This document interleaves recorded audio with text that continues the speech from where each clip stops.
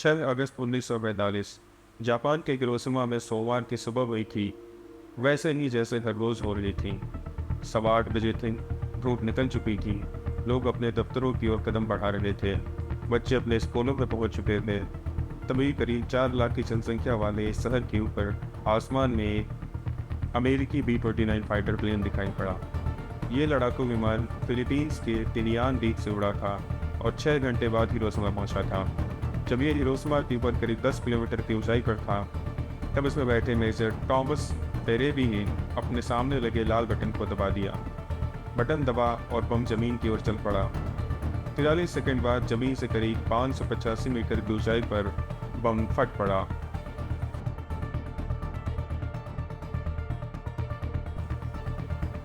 चौसठ kilo uranium के बने इस बम का नाम था लिटिल बॉय। हिरोशिमा के एक सबसे व्यस्त पुल आईओई के ठीक ऊपर फटना था इसे, पर तेज हवा के झोंके ने उसे टारगेट से 240 मीटर भटका दिया। बम फटा एक अस्पताल के ऊपर। 10 लाख डिग्री सेल्सियस की प्रचंड गर्मी निकली और 3 किलोमीटर व्यास के दायरे में तुरंत जो कुछ भी आया खत्म हो गया। खुद अमेरिकी जानकारों का अनुमान है कि मात्र 5 सेकंड के भीतर 80,000 लोग मर गए। शहर में सेना का मुख्यालय तक नहीं बचा। यहाँ 20,000 सैनिक मारे गए। जो लोग और बच्चे बम फटने के समय हिरोशिमा के बीचों बीच थे, वो राख हो गए। विस्फोट से फैली आग और रेडिएशन से 11 वर्ग किलोमीटर के दायरे तक नुकसान हुआ। जो हजारों लोग विस्फोट से नहीं मरे, वे जल जाने या रेडिएशन के चलते सालों तक तड़प तड़प कर मरते रहे। विस्फोट से उठा धुएं का गुबार जमीन से लेकर 14 किलोमीटर ऊपर तक छा गया। जमीन पर उसका व्यास करीब 1 किलोमीटर था। इस गुबार से नदियों, तालाबों और झीलों का पानी लंबे समय के लिए रेडिएशन से प्रदूषित हो गया। भूख प्यास के चलते जिस किसी ने नदी तालाब का पानी पिया या घास फूस खाया, उसके शरीर में रेडिएशन और बढ़ गया। इतना विभत्स था ये सब, किसी का भी दिल दहल जाए। दोबारा ऐसा करने की सोचे भी ना, लेकिन अमेरिका परमाणु राक्षस सवार हो गया था। 3 दिन बाद 9 अगस्त को उसने दोपहर को 11:02 पर नागासाकी में फिर ऐसा नहीं किया। वहाँ फैटमैन नाम का दूसरा बम गिराया गया। ये यूरेनियम से भी अधिक घातक प्लूटोनियम का बना हुआ था। बम फटा, 80,000 लोग मारे गए। जापान ने ऐसा क्या बड़ा किया था जो अमेरिका ने इस कदर बदला लिया?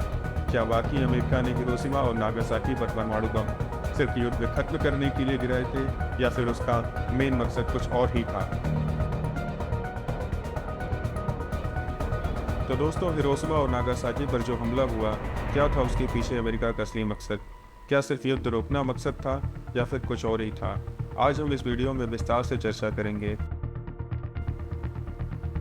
दुनिया को अपनी मुट्ठी में करना हर ताकतवर देश के तानाशाह का सपना होता है। हिटलर ने भी यही सपना देखा था और उसके परम मित्र जापान के राजवंश ने भी।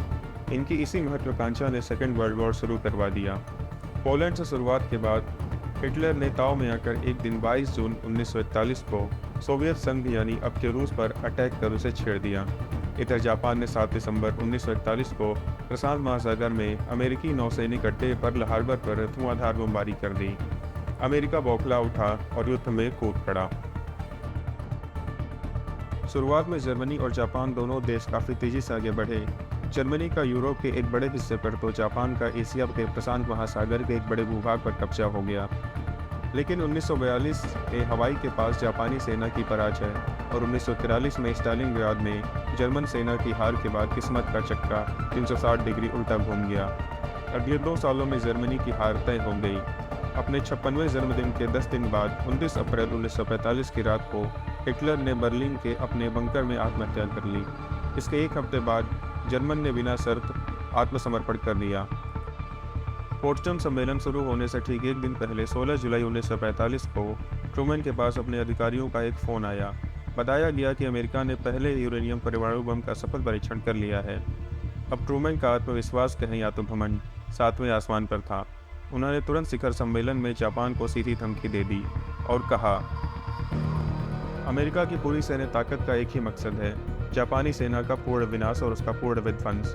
जापान पर पूरी तरह कब्जा कर लिया जाएगा, उसके नेताओं को हटाकर तहस नहस कर दिया जाएगा, लोकतंत्र की स्थापना होगी और युद्ध अपराधियों को दंडित किया जाएगा।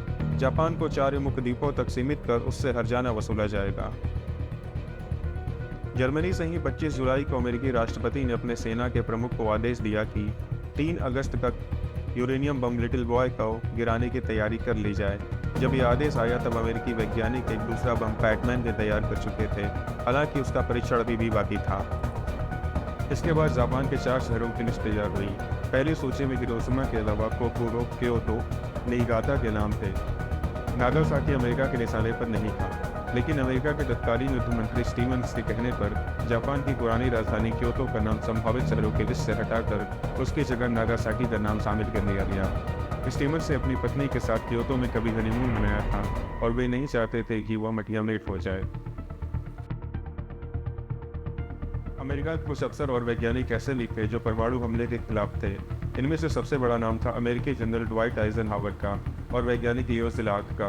इनका कहना था कि इससे रूस के साथ परमाणु हथियारों की घातक पोल चल पड़ेगी। यह भी मानना था कि जर्मनी की पराजय के बाद से जापान कमजोर हो गया है और वो देर सवेरे को अटैक ही देगा, इसलिए परमाणु अटैक सही नहीं है।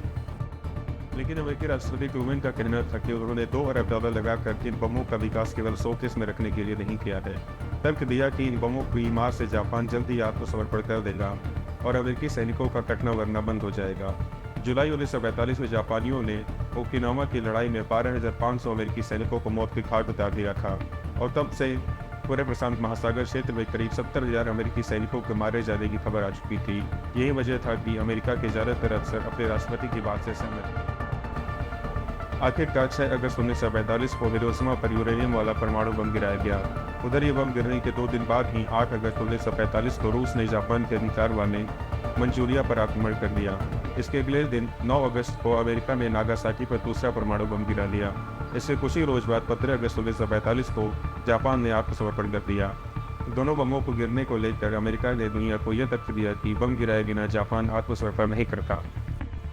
जर्मन पत्रकार क्लाउस सेरेर ने इस अमेरिकी तर्क को लेकर दुनिया के 2 बड़े इतिहासकार सुगोशी हसेगावा और मार्टिन जे सर्विंग से बात की। दोनों ही अमेरिका के इस तर्क से सहमत नहीं दिखे। दोनों ने परमाणु बम गिरने के अलग कारण बताए। इन इतिहासकारों के मुताबिक जुलाई 1945 के दौरान जापान समर्पण करने का मन बना चुका था, लेकिन वो अपने राजा की जान को लेकर गारंटी चाहता था। इसलिए वो पहला बम गिरने के बाद भी उस उम्मीद में रहा कि रूस मध्यस्थता कर अमेरिका को मना लेगा। लेकिन 8 अगस्त को जब रूस ने ही उस पर आक्रमण कर दिया तो वो उसकी आस टूट गई। इतिहासकार सुगोशी हसेगावा के माने तो पहला बम गिरने के बाद भी रूस इसलिए जापान पर अटैक किया क्योंकि वो अमेरिका से पहले जापान का अपने सामने समर्पण चाहता था। उधर रूस के जापान पर हमले से अमेरिका को डर लगने लगा था। उसे लगा कहीं ऐसा न हो कि रूस के सामने जापान घुटने टेक दे और वो अपने प्लूटोनियम बम पैटमैन का जापान में परीक्षण ही न कर पाए। इस कारण उसने नागासाकी में बम गिराने की तारीख 13 के बदले 9 अगस्त कर दी। उसे एक डर यह भी था कि अगर जर्मनी की तरह कहीं जापानी जमीन पर भी रूसी सैनिकों ने पहले झंडा फहरा दिया तब हो सकता है कि जापान उसके हाथ से पूरी तरह फिसल जाए और या फिर जर्मनी की तरह ही जापान का भी बंदरपाट करना पड़े। यानी अमेरिका ने लाखों निर्दोष लोगों की जान केवल अपने बम के परीक्षण और रूस से ही रेस जीतने के लिए ली।